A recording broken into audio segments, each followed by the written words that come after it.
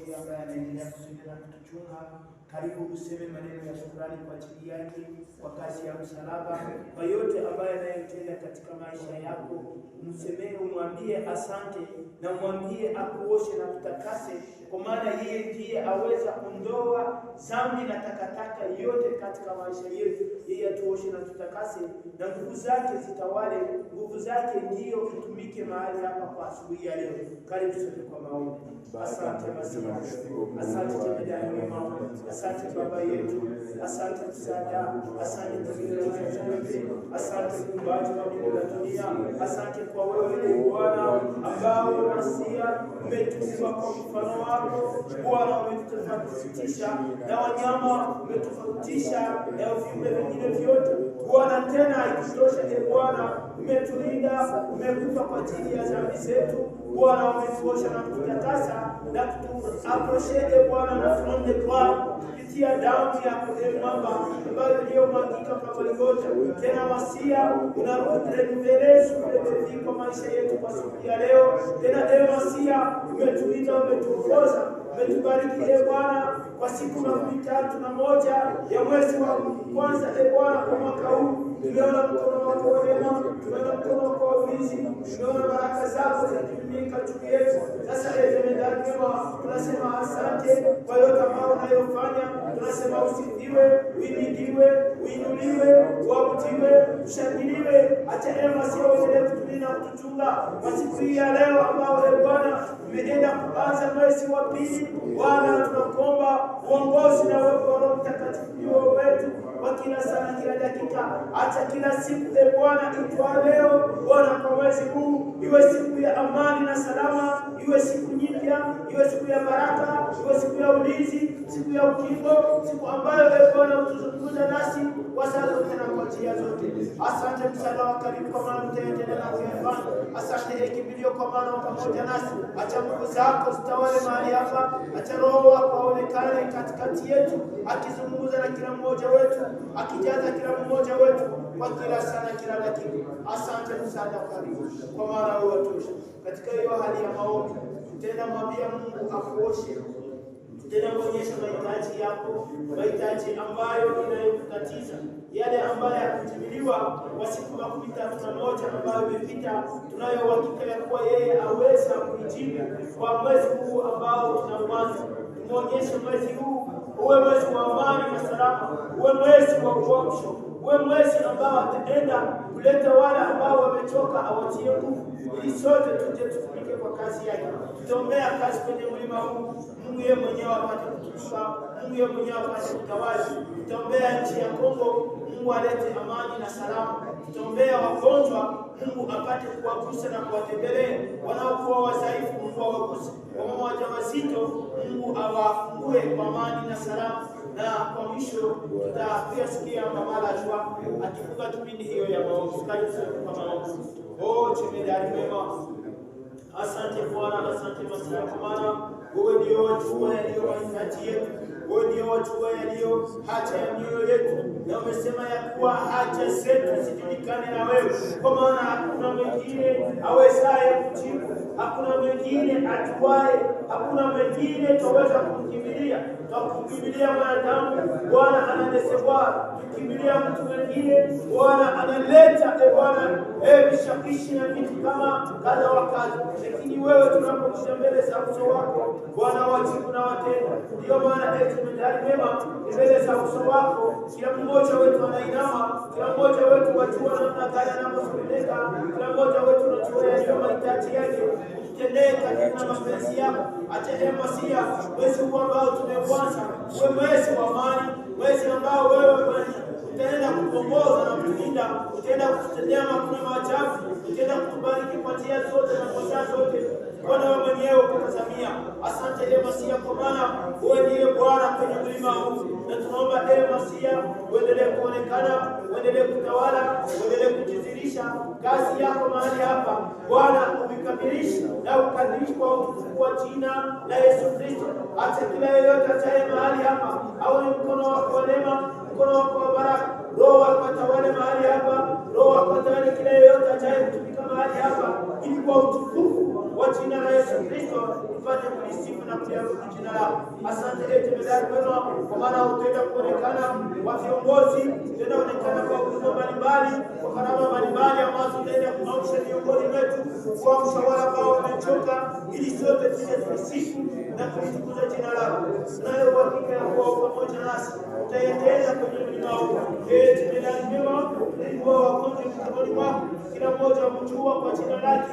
Bwana mguse na mtetee, mwonekanie jemedari mwema, wagonjwa hospitalini, wengine nyumbani, wengine katika vyumba vya maombi, wote tuache mikononi mwako. Na tunapozungumza kwa ajili ya wagonjwa, Bwana tunamwona mtoto Anastasia, mkumbuke mahali anapokuwa kwa ajili. Tunakumbuka Bwana dada yetu Neema, mkumbuke Masia, wote wapokee uponyaji kutokana na wewe. Wamama wajawazito, ni wewe umewafunga kwa neema yako, na umewafunga kwa siri. Uendelee kuwalinda kwa siri na uwafungue kwa siri, kwa maana wewe watosha na wewe. Tunayo uhakika ya kutayafanya na kuyatenda.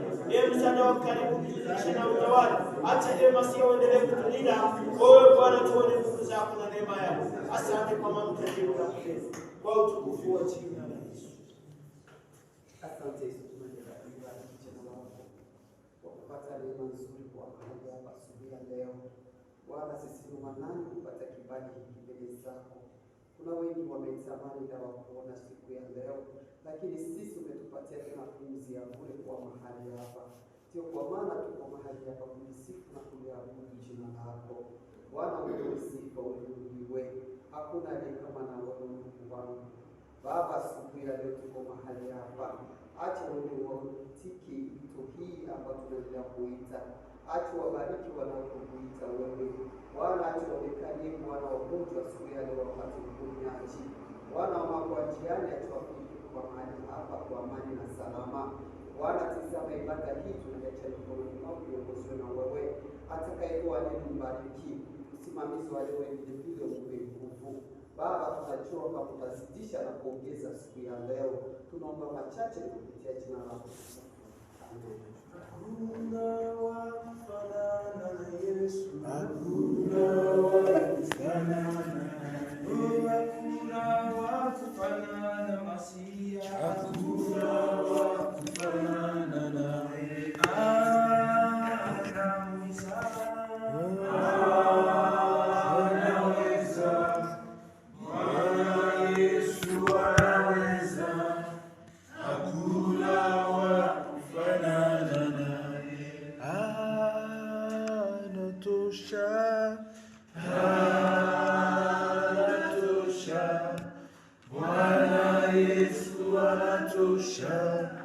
Hakuna wa kufanana naye. Bwana asifiwe. Tunashukuru kwa neema tena tunapata asubuhi ya leo kuongea mbele zenu maneno ya Mungu. Mungu awe pamoja nasi. Tulikuwa tukisoma katika kitabu ya Yohana sura 10 mstari wa 9. Tena tutaisoma leo. Jana tumeisoma, na mwenye iko na Biblia ya Kiswahili atusaidie tena kuisoma.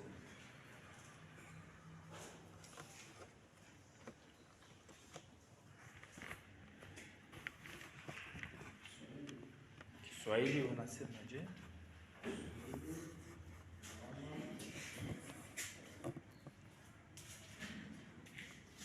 Sura 10 mstari wa 9.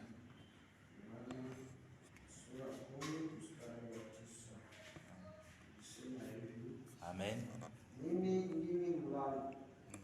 Mtu ataingia kwa mimi ataokoka. Ataingia toka naye atapata malisho. Amen. Hapa ni Yesu ndiye alikuwa akisema kama yeye ni mlango. Na tulikuwa tumeshaanza ongelea kwa ajili ya hii verse jana. Leo tutaendelea na kuongeza elema fulani katika verse hii.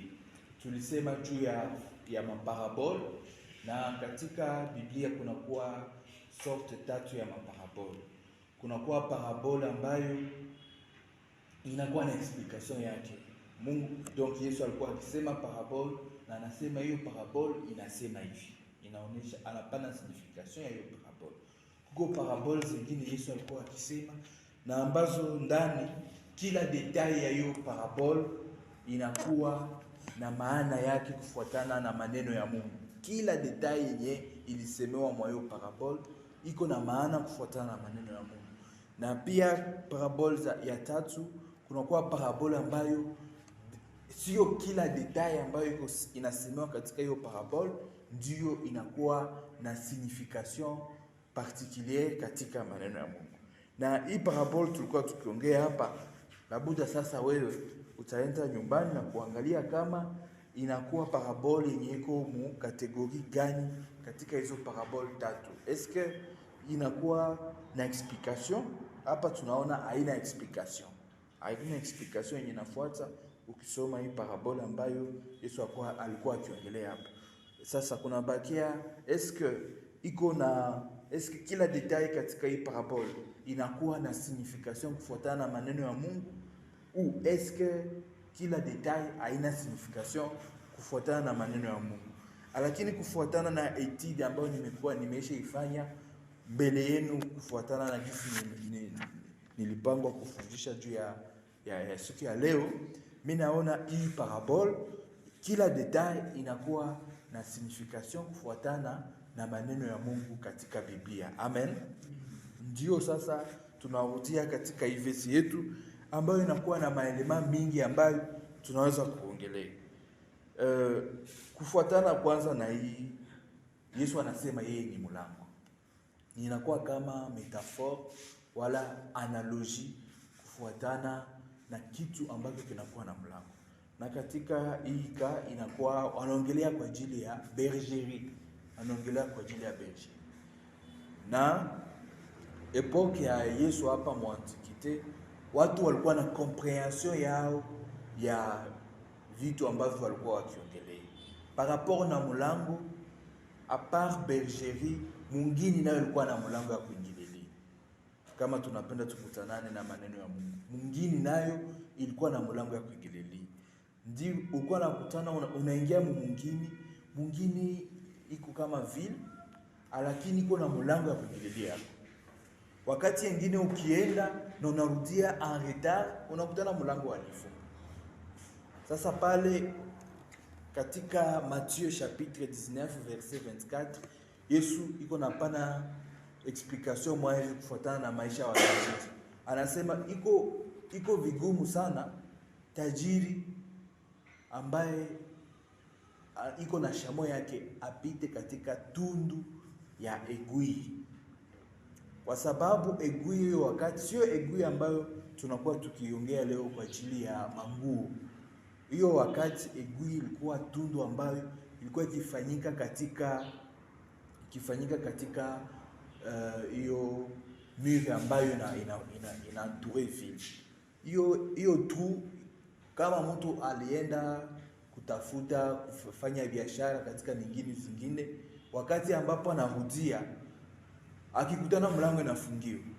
Sasa wenye walikuwa wakaji walikuwa najua kuko hitundu yenye ndeza pitia yako ni sauver situation, nilale mwingine pari ya kulala nje, kwa juu kulala nje nayo ilikuwa dangereux. Unalala nje ya mwingine c'est dangereux. Alors il fallait avoir des alternatives wakati ambapo mtu anakutana mlango inafungiwa. Na mlango ikifungiwa iko vigumu sana wa kufungulia wewe ambayo unakuja, kwa sababu ni mlango yenye ilikuwa mlango ya mwingine msimu. Ndio Yesu alikuwa akiongelea katika Matthieu 19:24. Labda kuna kuwa mtu ataweza kutusomea nayo, anasema iko vigumu sana. Matthieu 19:24.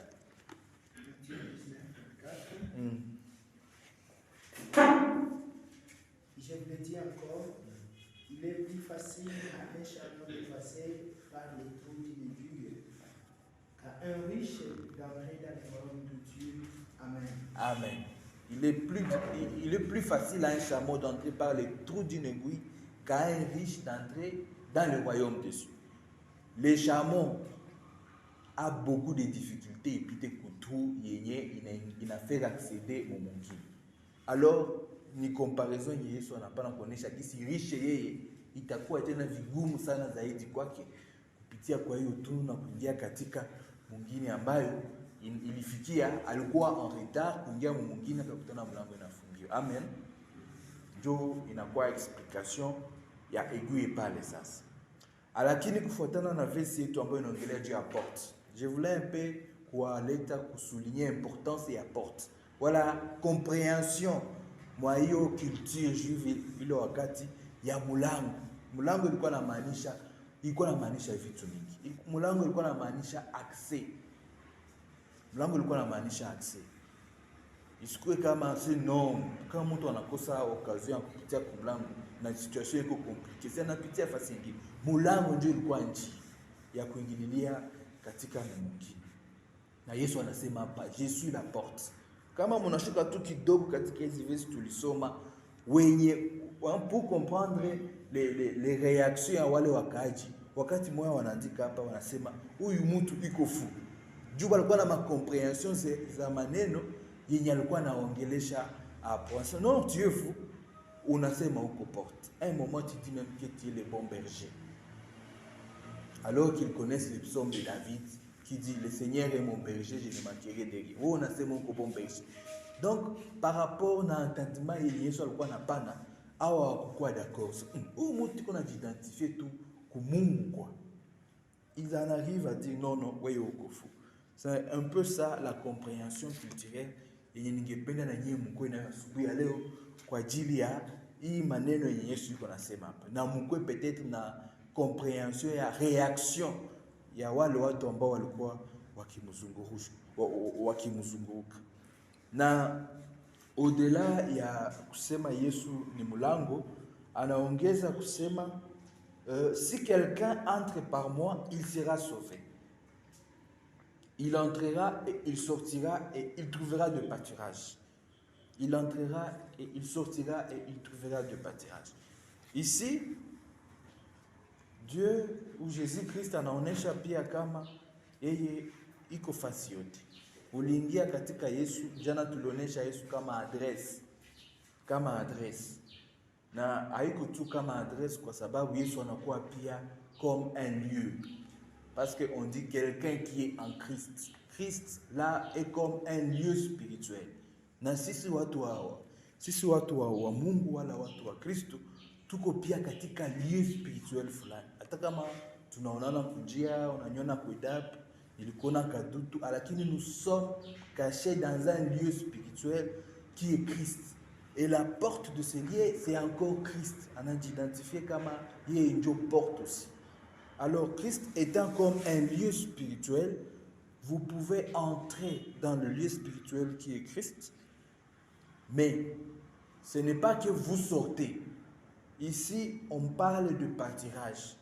Vous ne pouvez pas sortir du lieu spirituel qui est Christ. Mais par rapport au contexte, ya kusema unaenda tafuta pâturage, ni kuongelea pia kama no, unaweza enda tafuta katika maisha na unapata.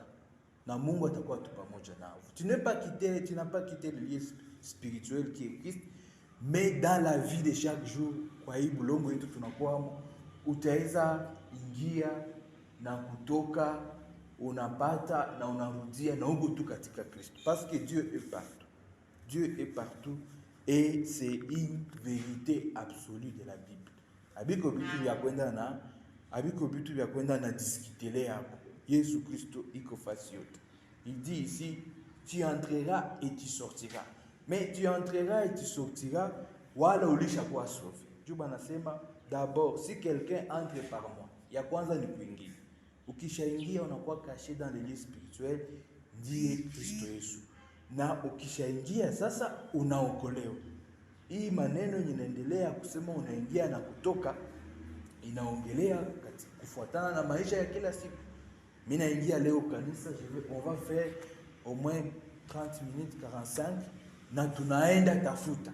Na kule kwenye tutatafuta sio kusema tutatoka katika Kristo, hapana. Lakini Kristo ambaye anakuwa fasi yote kwa sababu ni Mungu atatuwezesha kupata bon pâturage. Atatuwezesha kupata bon pâturage. Na bon pâturage sisi kama mabrebi wala watu wa Kristo zinakuwa na namna mingi ya kupatikana. Labda itaomba upigani kwa sababu upate bon pâturage. Wakati mwingine Kristo itakuwa kama anakufanya acceder kwa kitu yenye au kufanya effort fulani, lakini ukaipata. Mungu atusaidie tupate kuwa na Roho Mtakatifu mwenye atatuelezea zaidi kwa ajili ya hii maneno. Amen. Pia tunaendelea kwa sababu hii verse yetu iko très riche, inakuwa pia na un rapport, wala inakuwa na iko na pia na comparaison kufuatana na siku za mwisho. Frère Guilin alikuwa akiongelea hapa kwa ajili ya moto wa milele. Moto wa milele. Et ce verset par rapport na kuingia kwa porte ambayo ni Yesu, iko na analogie na siku za mwisho. Siku za mwisho italomba ukue kwanza katika Kristo Yesu ili ubeneficie na enlèvement ya kanisa. Kama hauko katika Kristo Yesu ambaye ni lieu spirituel ambao Mungu Baba anatufunika ndani, kama hauko katika Kristo, wewe mwenye kupitia kwa Kristo Yesu ambaye ni mlango, utabaki. Basi na kama unabakia nje, kufuatana na hiyo illustration ya ville avec mlango ya ville, kama unabakia nje, là commencera la tribulation. Lorsque Christ viendra, il n'y a pas d'heure connue. Hakuna pia siku fulani inajulikana. Watu kanisa ambayo inakuwa corps spirituel, wale inakuwa corps mystique ya Yesu, ou bien église universelle, itanyakuliwa pamoja na Kristo katika hewani. Na watu wataanza tafutiwa kudui. Wenye watabakia wataanza tutafuta na wataona fulani haiko. Qu'est-ce qui se passe? Kutakuwa trouble katika système mondial. Nous sommes aussi dans le système. Parfois nous marchons contre le système, mais tout couvert par un système. Tout couvert dans le système mondial. Alors le système sera perturbé puisqu'il y a des pilotes chrétiens, puisqu'il y a ceux-là qui sont en train de suivre le trafic aérien. Tout ça sera un peu dérangé. Il y a même des navires, comme ma mère, suivi n'a pas tout baigné, ni pas Christ. Tout ça sera un peu perturbé parce qu'il y aura un impact direct.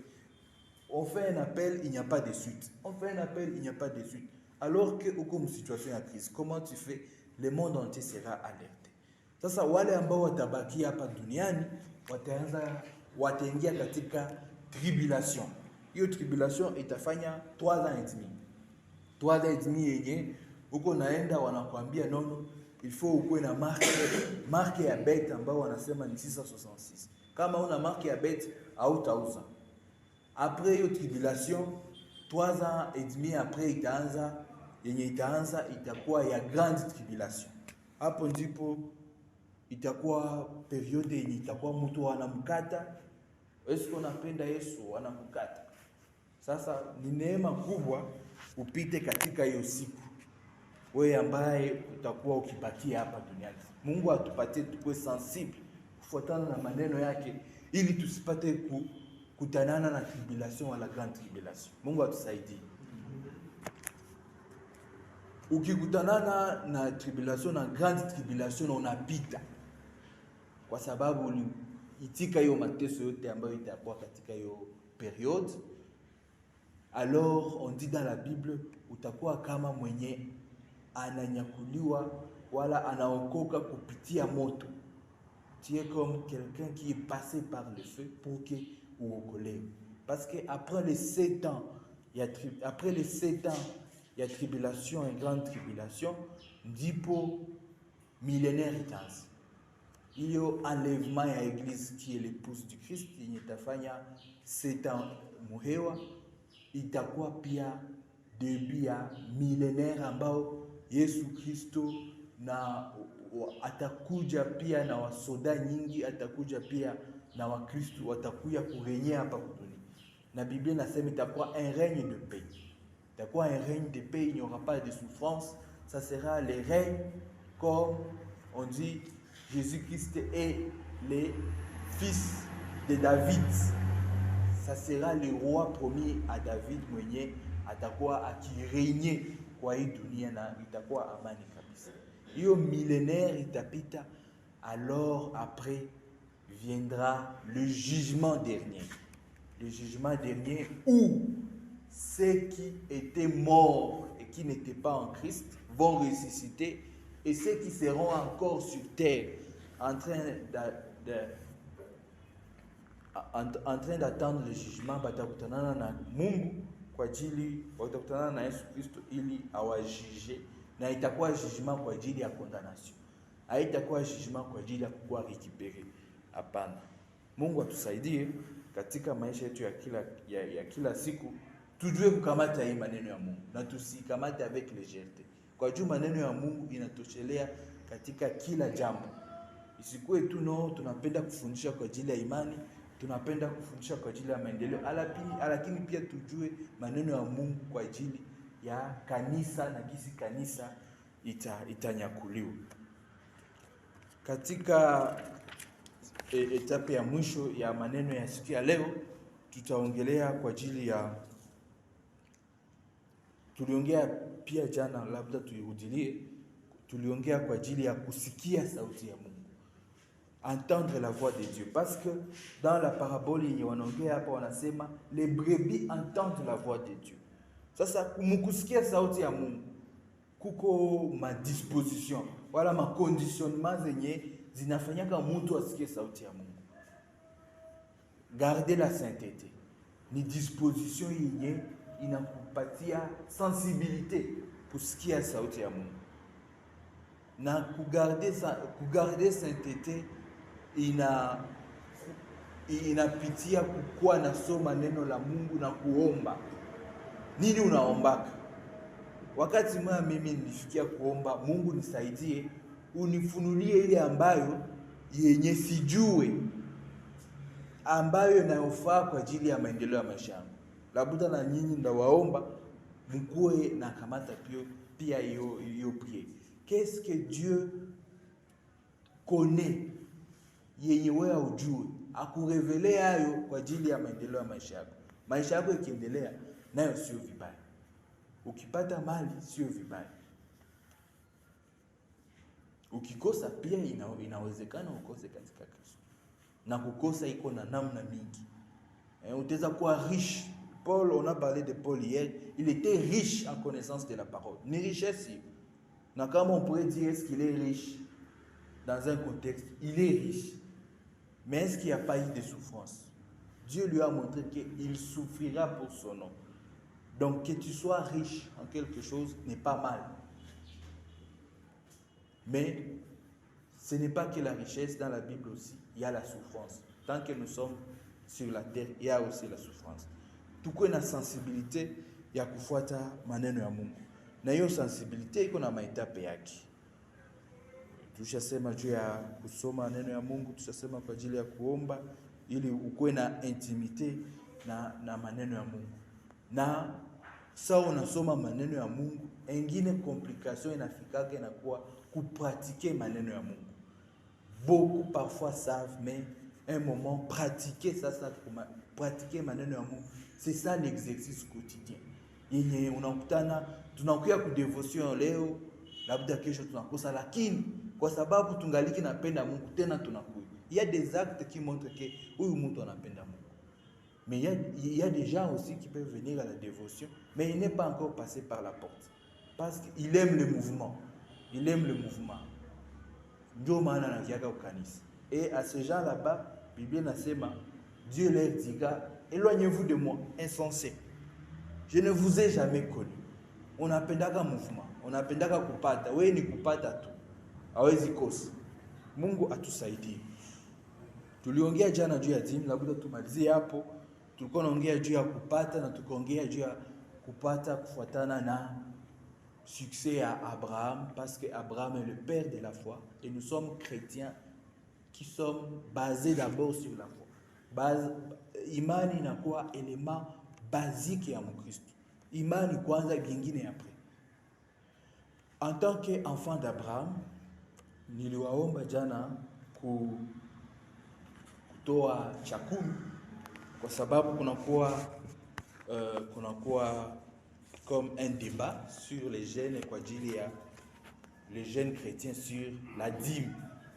La dîme, on a montré que on ne fait pas la dîme à la manière des enfants d'Israël qui ont été commandés par Dieu pour donner la dîme, mais on le fait d'abord par rapport à Abraham qui est notre père. Mutu anafanana baba yake. Na ukifanana baba yako banaonesha non, celui-ci vraiment est fils de. Nous sommes enfants d'Abraham par la foi. Il est le père de la foi. Et je vous appelle à faire comme Abraham qui a donné les dîmes à Melchisédek. Peut-être, je suis d'accord que les chrétiens doivent donner plus que la dîme. Parce que dans la révélation de la parole de Dieu, au Nouveau Testament, on parle de libéralité et on montre que les chrétiens doivent donner plus parce qu'il a été pardonné plus. Il n'était pas juif, il n'était pas le peuple élu de Dieu. Alors, à celui qui a été pardonné plus, il doit donner plus que la dîme. Alors, il nous arrive alors, en tant que chrétiens ayant la chair, de ne pas même arriver à donner la dîme, alors que nous savons que nous devons donner plus que la dîme. C'est pourquoi je nous remets d'abord sur cette base-là. Il y a que non, toi dîme. Tu es à toi, mais sans être fondé sur la loi, parce que les œuvres de la loi, c'est la mort, ça tue. Mais tu donnes sur cette base que non, je dois donner plus que la dîme. Sur cette base-là, je donne. Encore qu'il y a un secret caché derrière les dîmes, c'est qu'il y a deux démons. Il y a deux démons qui travaillent encore jusqu'à aujourd'hui par rapport à dîme. Et l'un est appelé le dévoreur et l'autre est les destructeurs. Dans l'Ancien Testament, vous allez chercher les dévoreurs et les destructeurs. Les dévoreurs, ulipata makuta, mtoto anagonjwa kunyumba, ile makuta yote inaingia mwa ile kugonjwa ya mtoto. Les destructeurs, unauza kitu yenye ulikuwa épargné. On a épargné 5 ans, unauza kitu. Les destructeurs, un démon qui s'appelle le destructeur, anakula nyumba yako yote inaanguka chini. Pourtant ulifanya miaka na miaka uko na épargné juu ya hiyo kitu. Basi Mungu atusaidie na atupatie kupitia par la porte. Amen.